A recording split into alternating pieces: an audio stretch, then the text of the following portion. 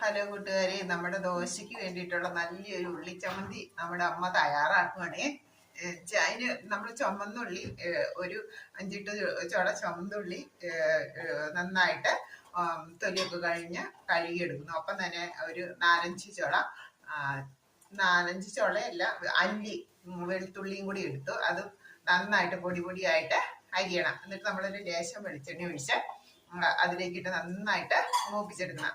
ആ ഉള്ളി ഒക്കെ നന്നായിട്ട് മൂത്ത് ഇങ്ങനെ വെന്തുടഞ്ഞു വരും. ഇടയ്ക്കിടയ്ക്ക് ഇങ്ങനെ പ്രസ് ചെയ്ത് ഇങ്ങനെ ഞെക്കിയോ കൊടുക്കുമ്പോഴത്തേക്ക് ആ ഉള്ളിയൊക്കെ അങ്ങ് ഉടഞ്ഞ് ചമ്മന്തി പോലെ ഇങ്ങനെ ഉടഞ്ഞുടഞ്ഞു വരും. അപ്പോഴേക്കും നമ്മൾ ലേശം മുളക് പൊടിയും ചേർത്ത് ഉപ്പും നീരും കൂടി ഒഴിച്ചു കഴിഞ്ഞാൽ സൂപ്പർ മുളക് ചമ്മന്തിയാണേ.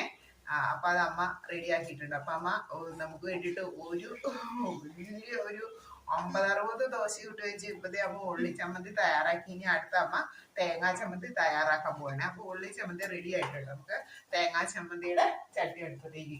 Okay, bye by.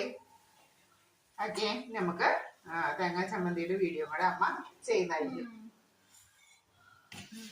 ചട്ടി വെച്ചു, തേങ്ങാ ചമ്മന്തിയുടെ ചട്ടി വെച്ചു. ഇനി കടുക് താളിച്ച് നമ്മൾ മിക്സിയില് തേങ്ങ അരച്ച് റെഡിയാക്കി വെച്ചിട്ടുണ്ടായിരുന്നു. അമ്മയുടെ വകയാണ് മൊത്തം പാചകം.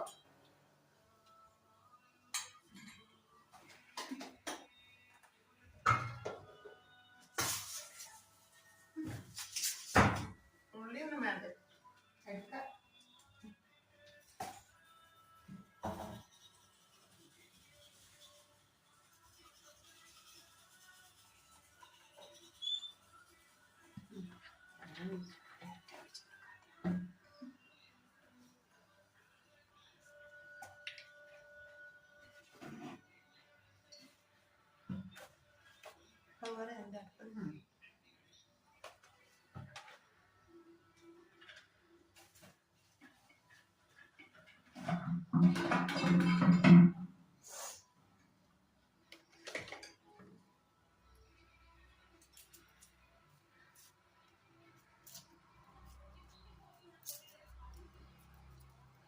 നമ്മുടെ എണ്ണ ചൂടായി വരുമ്പോഴത്തേക്കും നമുക്ക് ഉള്ളിയും കടുകും കൂടെ നമുക്ക് താളിച്ചെടുക്കാം. അതിന് റെഡിയായി നിപ്പുണ്ടേ.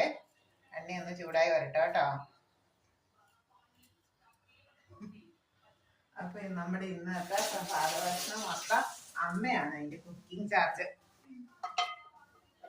ഇന്ന് ഞാനല്ലേ ഒരു വെറൈറ്റി ആയിട്ടിരിക്കട്ടെ. അപ്പൊ അല്ലെങ്കിൽ അമ്മമാരൊക്കെ ഉണ്ടാക്കുമ്പോൾ നല്ല ടേസ്റ്റ് അല്ലേ. അവർക്ക് പണ്ടത്തെ രീതിക്കല്ലേ ഉണ്ടാക്കുന്നത്. നമ്മളൊക്കെ എന്ന് പറഞ്ഞാൽ ഇപ്പൊ ഈ മിക്സിയിലടിച്ചു ഓടി 2 മിനിറ്റ് കൊണ്ട് എല്ലാം ചെയ്ത് കൊടുക്കി പോകും.